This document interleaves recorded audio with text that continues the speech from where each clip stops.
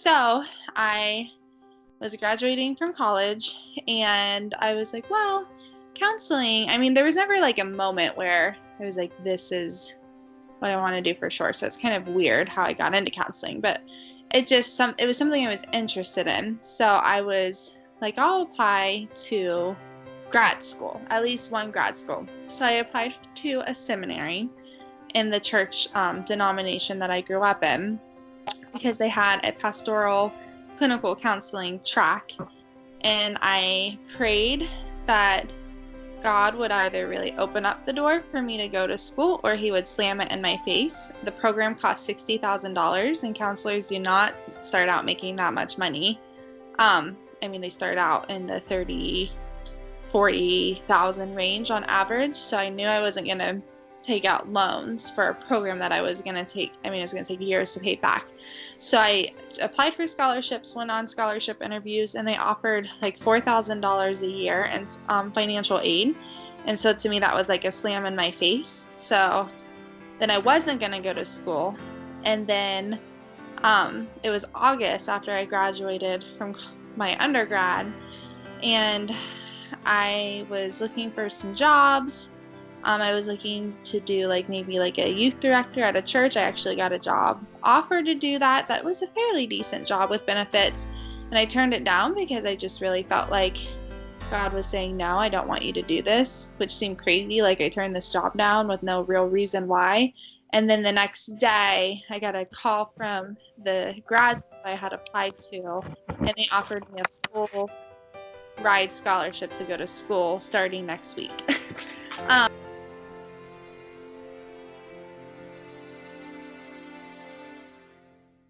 I went back into the school at the end of February of 2019 of this year. And now I am running, which this is like kind of like if I would have picked kind of like a dream job for myself before, like this is really what it is, which is kind of cool.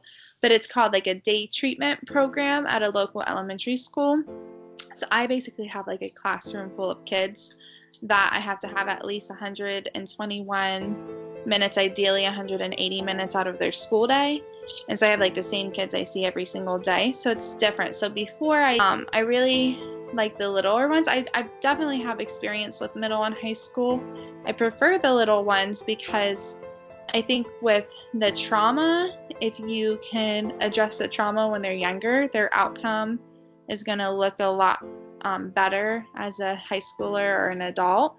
I also think when they're little like that, you have the opportunity to try to help them make changes before a lot of their thinking patterns and just personalities are kind of set in stone. By the time you're in high school, it's really hard to change, like help someone with their personality.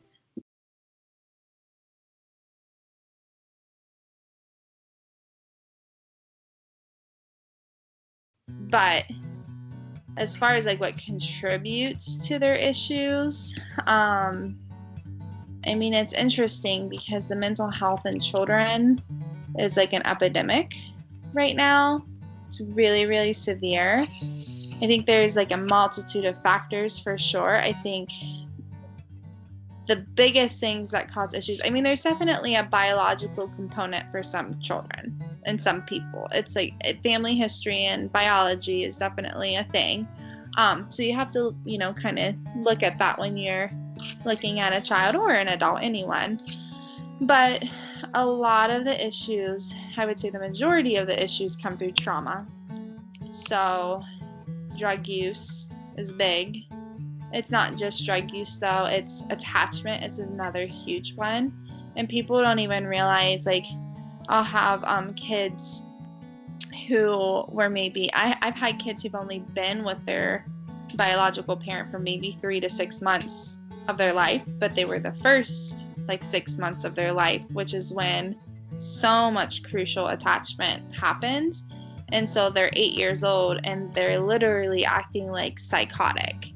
And people just don't understand because they'll be with they'll be adopted. I've had families where it's like, well, I adopted them at 6 months and they were a really stable family, but it's like, yeah, but they didn't attach properly. So working on attachment. So that's another issue.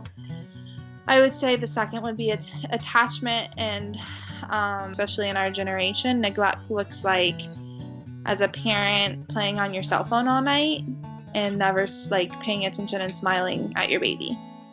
You know what I mean? If you're not attaching and interacting with your baby and you're just on social media, then your baby's not attaching to a human, which kind of goes into the other issue, which is social media, which is insane. The depression rate has skyrocketed since like 2008, which yes, social media, I think that's around when Twitter came out, but Facebook came out before. But the major thing is the iPhone came out in that time, which I don't know the details on which smartphone was which, but I'm pretty sure the iPhone was like the first major smartphone, if I remember right. I mean, I don't quote me on that, but that was like the first that I can remember at least. But definitely that's around when the smartphone came out.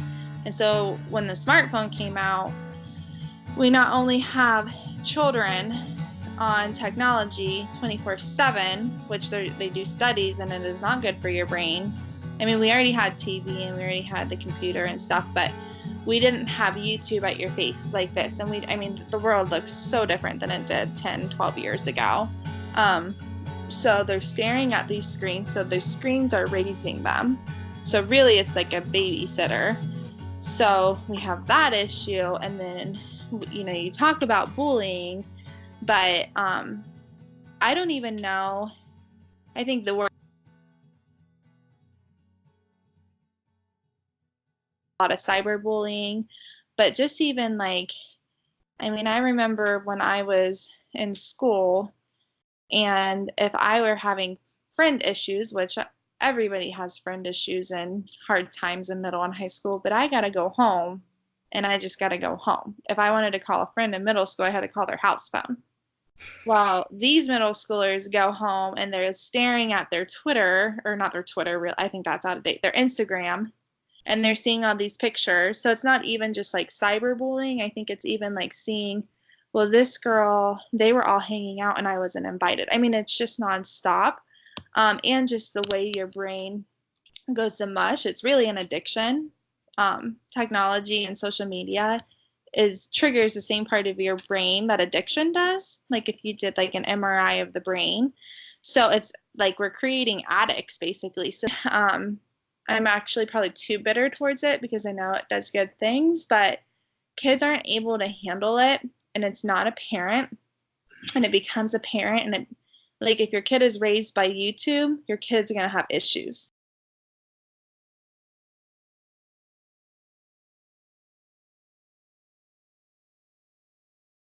I think I just love, well, especially working with kids, just when you see progress in a child, it's really cool. And when you see them connect things, like one of the reasons I like working with kids too is I feel like sometimes people underestimate what an elementary schooler can understand if you break it down to them. So a lot of times I feel like I'm almost teaching them, like if there's a concept, or if it's about their brain or what, if I'm trying to get something through to them, I have to teach them about their brain and how their brain works before we can ever get, to what we're trying to work on or things like that. So it's really cool when you see progress and something clicks, because it's like, even if their environment at home is never going to change, like teaching them to survive and thrive no matter what their environment is can be really cool, like when you actually see them starting to do that, because at the end of the day, they're going to be an adult one day, and the world doesn't care if your parents abused you. And that sounds really sad, and it is sad, but it's true. The judge doesn't care that you were abused when you were little, when you're up against a judge in court. They don't care. So when you see them making some progress, that is probably my favorite thing, which you do see it. Now, you can't ever predict the future, so I don't know. I have them when they're little. I'm not going to have them forever. So, you never know how they're going to turn out. But you know that they made progress when you had them. So that's probably my favorite part of being a counselor.